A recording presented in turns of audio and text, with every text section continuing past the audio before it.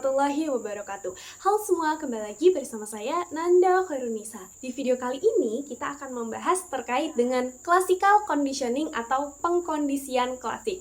Apa aja yang akan dibahas kali ini? Yuk kita cari tahu.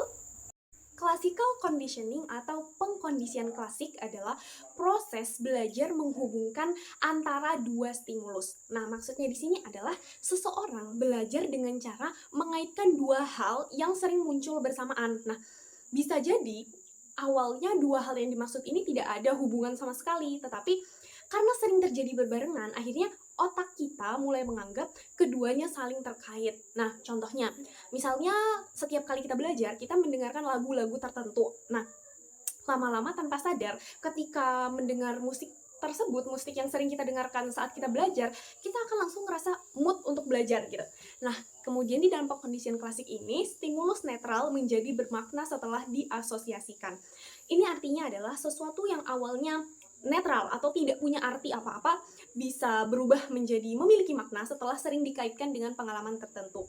Misalnya di sekolah, kita sering mendengar suara bel untuk pulang sekolah. Awalnya bel itu hanya bunyi-bunyi biasa yang tidak punya arti, tetapi karena selalu jadi tanda bahwa jam pulang sudah waktunya, akhirnya setiap kali mendengar suara bel, kita sudah tahu nih bahwa oh sudah waktunya pulang gitu.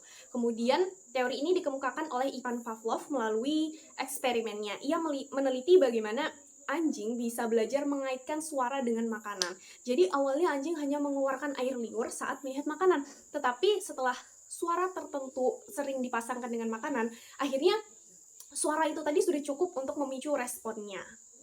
Di dalam pengkondisian klasik terdapat beberapa istilah-istilah penting yang perlu untuk kita ketahui. Yang pertama adalah UCS atau Unconditional Stimulus. Itu adalah stimulus yang secara otomatis bisa menimbulkan respon tanpa kita perlu mempelajarinya terlebih dahulu. Contohnya adalah makanan. Nah, tanpa kita perlu belajar, tanpa diajari, saat kita melihat atau mencium makanan, tubuh kita akan langsung bereaksi, misalnya langsung lapar atau mengeluarkan air liur gitu.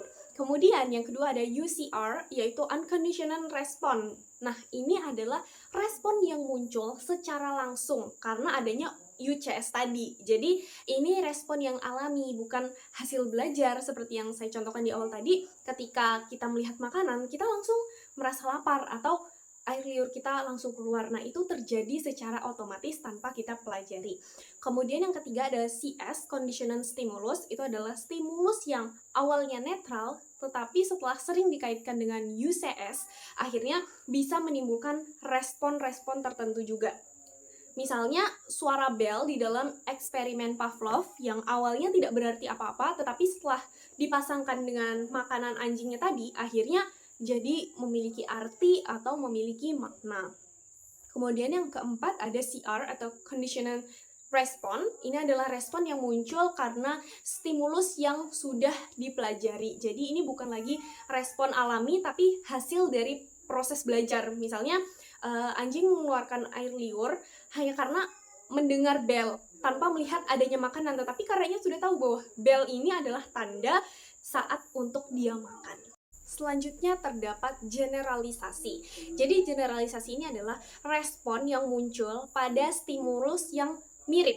Jadi maksudnya ketika seseorang sudah punya respon terhadap sesuatu hal, respon ini bisa menyebar ke hal-hal lain yang mirip. Jadi otak kita akhirnya tidak bisa membedakan secara detail. Jadi otak kita cenderung menganggap bahwa kedua hal itu mirip atau bahkan sama. Jadi misalnya seorang anak punya pengalaman tidak menyenangkan di satu situasi, dia bisa langsung merasa bahwa hal-hal yang mirip juga akan berakhir atau berdampak buruknya itu sama, padahal sebenarnya hal itu belum terjadi gitu. Contohnya misalnya ketika si anak ini merasa takut ujian matematika, akhirnya ia juga takut untuk ujian kimia gitu, karena ketika ujian matematika ia merasa tertekan, akibatnya ketika menghadapi ujian kimia ia juga langsung merasa cemas, padahal kan itu pelajaran yang berbeda, tetapi karena pernah gagal di ujian sebelumnya itu di matematika, akhirnya respon takutnya ini ikut muncul ketika akan menghadapi ujian kimia gitu. Jadi ini menunjukkan bahwa pengalaman bisa memengaruhi cara kita merespon hal-hal lain yang mirip, walaupun sebenarnya situasinya itu berbeda, tidak sama. Selanjutnya terdapat diskriminasi. Dalam pengkondisian klasik, diskriminasi yang dimaksud adalah mampu membedakan antara stimulus. Jadi kalau generalisasi yang sebelumnya tadi itu menyamaratakan, diskriminasi ini justru kebalikannya. Nah, di sini seseorang mulai bisa membedakan mana situasi yang benar-benar memicu respon dan mana yang tidak.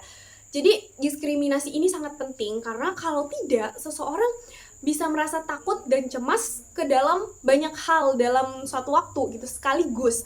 Contohnya ketika cemas di pelajaran tertentu saja. Jadi misalnya seorang siswa sadar bahwa ia ini punya kesulitan di mata pelajaran matematika. Akhirnya ketika ujian matematika ia merasa cemas, tapi ketika ujian yang lain, misalnya ujian bahasa, sejarah, atau seni, ia akhirnya santai.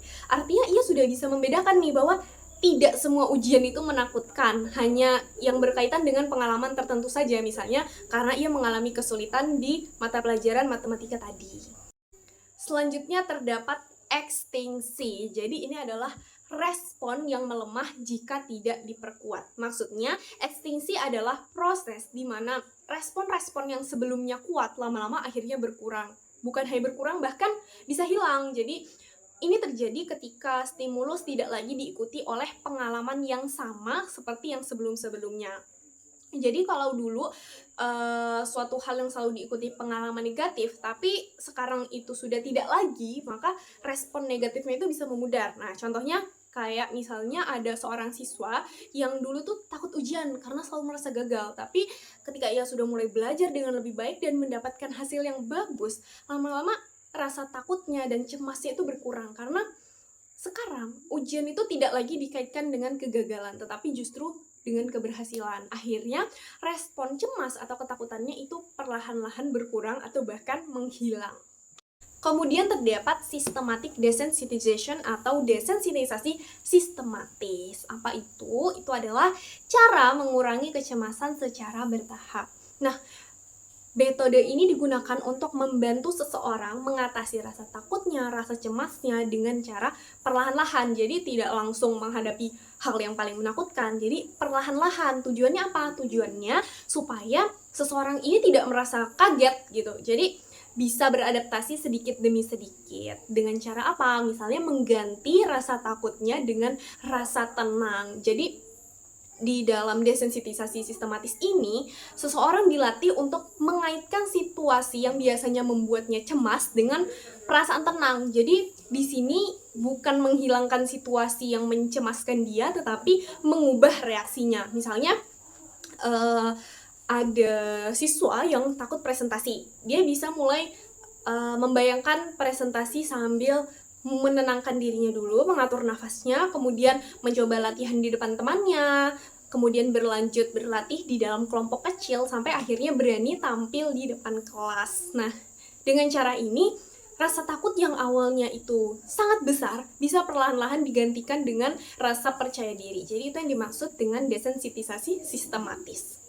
Jadi kesimpulannya adalah classical conditioning ini menunjukkan bahwa seseorang bisa belajar melalui hubungan antara stimulus dan respon, di mana sesuatu yang awalnya netral atau tidak punya arti apa-apa bisa menjadi lebih bermakna karena hadirnya atau adanya pengalaman. Nah, proses ini sangat berpengaruh dalam kehidupan sehari-hari, terutama dalam membentuk perasaan seperti perasaan senang, perasaan takut, ataupun perasaan cemas.